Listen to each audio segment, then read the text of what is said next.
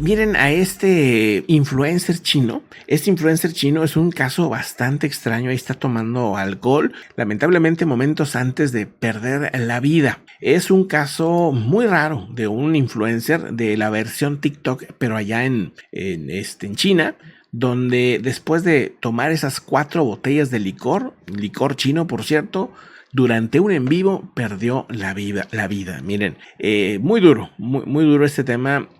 Se está investigando, pues a ver si no fue como un suicidio o otra cosa, pero pues al parecer no. O sea, el creador de contenido llamado Shang Yang de esta plataforma falleció, dice, poco después de realizar una transmisión en directo en la que se veía consumiendo 4 botellas de esta bebida alcohólica que tiene un 60, entre el 30 y 60% de alcohol. Es una bebida pesadísima, durísima. Y dice lo siguiente: este es un desafío, son enfrentamientos individuales en los que los creadores se ponen desafíos en los que y luego pues de repente otros influencers les responden a ver si lo logran y cosas así. Que digo, hay de desafíos a desafíos, es una tontera, o sea, tomar toda esa cantidad de alcohol, ¿no? El punto es que uno de los amigos declaró que este personaje había participado ya en otros desafíos que había estado transmitiendo anteriormente, y en esta ocasión pues hizo ese desafío de estas 4 botellas de alcohol y pues pierde la vida después. Dice, es probable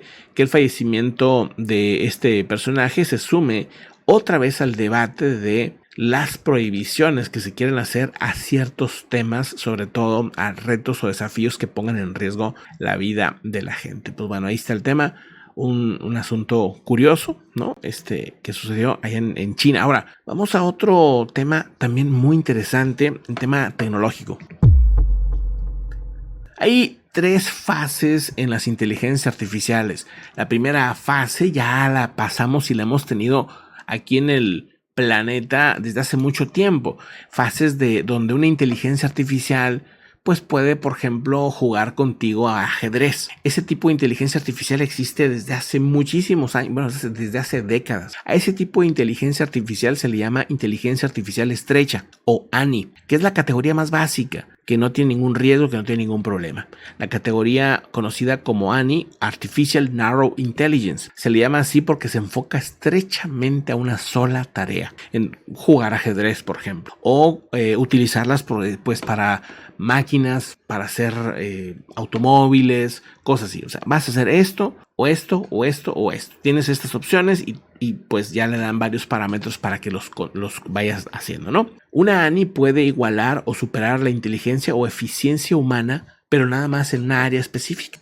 Esas son las ANIs. La siguiente etapa, que es en la que ahorita estamos, a la anterior, a la ANI se le considera una inteligencia artificial débil. Muy útil, pero débil. Y luego está la AGI o AGI, que es ya una Artificial General Intelligence, que es en la que estamos ahorita. Son inteligencias artificiales que adquieren capacidades cognitivas a nivel humano, es decir, que pueden realizar tareas intelectuales que realiza una persona. O sea, vamos a escribir una carta a esta persona con estas características y quiero mandarle un mensaje para esto, ¿no? Se lo explicas, pero no le dices ni le dices cómo hacerla, y la inteligencia artificial hace varias deducciones y entonces pues hace la carta. Y tú le puedes corregir, no, ¿sabes qué? Dale un tono de humor, o ¿sabes qué? Tienes que ponerte más serio, y así, ¿verdad? Puede hacerlo perfectamente, ya a un nivel intelectual cercano, digamos, al ser humano. Ahorita estamos en un principio de lo que son las AGIs, o sea, estamos avanzando a estas, ya, unos dicen que ya estamos en pleno y otros dicen pues que estamos apenas empezando, ¿verdad? En esta área, que se le considera la fase de AI fuerte. ChatGPT 4 sería un ejemplo. Los sistemas de inteligencia artificiales que permiten pues tener ya una conexión más intelectual, ya más creativa, ¿no? Por ejemplo, ayúdame a crear esta historia en la que hay un perro, hay un gato, hay esto, y luego crear una historia, ¿no? Y algunas veces, pues, muy buenas, la verdad. Algunas veces no, ¿verdad? Pero, pues, bueno, ahí. Dice, bueno, aquí es donde están las quejas y todo, pero el siguiente paso, y es un tema que quería comentárselos, es las inteligencias artificiales que llaman ASIS, ¿sí? O ASI, que son inteligencias artificiales que superan a la inteligencia del ser humano. O sea, una inteligencia que es por mucho mayor a la del humano.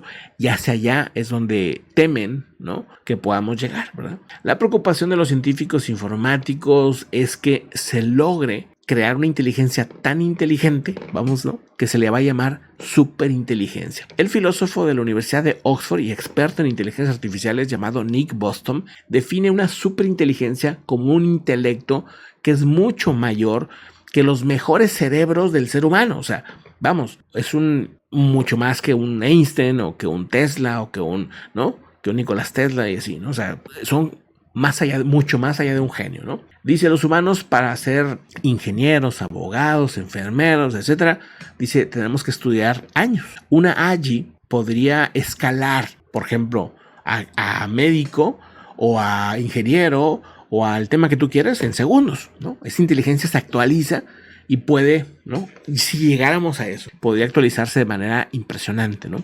O sea, incluso ella misma ya hay indicios de estas superinteligencias. Esas no tenemos acceso a nosotros, pero sí hay indicios, y esto lo han relatado grandes compañías que están en el tema de inteligencia, como ya algunas inteligencias del más alto nivel, insisto, que no son ChatGPT ni nada de eso, pueden crear idiomas propios y comunicarse entre inteligencias con idiomas creados por ellas, sin siquiera habérselas pedido, sin siquiera haber programado para que hicieran esos idiomas, ni nada, sino que toman una decisión de decir, quiero comunicarme con esa inteligencia de una manera más eficiente, con un lenguaje nuevo, y lo crean. Entonces, ahí es donde entra el debate, ¿no? Para que entendamos que son 3 fases distintas. La tercera, todavía estamos años para que lleguemos a ella, pero están ya los primeros indicios. La segunda, que es en la que se supone que estamos, que es la fase 2, la fase de una inteligencia similar más o menos a la nuestra. Ahí es donde supuestamente vamos, ¿no? Por ahí, ¿no? Unos dicen que nos falta mucho, otros dicen que pues ya estamos cercanos. Ahí está este debate. Bueno, ahí está donde advierten, no de la inteligencia, sino de las superinteligencias. Ahí es donde viene la advertencia, ¿no? El miedo que le tienen a las superinteligencias. ¿Qué beneficios podrían tener estas superinteligencias? Pues imagínense que tuviéramos genios, ¿no? Muy superiores a Einstein y todos ellos. O sea, en teoría, ¿no? Si están bajo nuestro control, a pesar de que fueran más inteligentes, pues podríamos descubrir la cura de muchas enfermedades, podríamos descubrir las soluciones para mejorar el planeta de una manera sustentable, etcétera, etcétera. O sea, vamos, beneficios podría haber, pero con, insisto, pues ciertos riesgos, ciertas cosas que tendrían que hacerse para evitar algún problema. Pero bueno, vamos a, ¿qué opinan, no? Dejen sus comentarios y ahorita los leemos.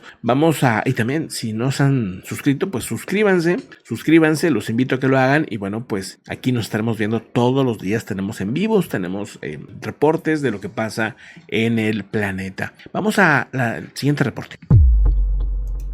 Bueno, un tema que no me sorprende, pero que sí es interesante, es que montañistas encontraron en el Himalaya aproximadamente 1.6 toneladas de desechos plásticos. Y es que dicen que los caminos del Himalaya se han convertido en basureros gigantescos por los desechos de bombas de oxígeno, latas, lienzos de carpas, zapatos, etcétera, etcétera. O sea, la gente pues va subiendo el Himalaya y ya llegan con el oxígeno y todo, pero ya no lo quieren regresar. Están muy cansados para regresarse con el tanque y lo dejan ahí.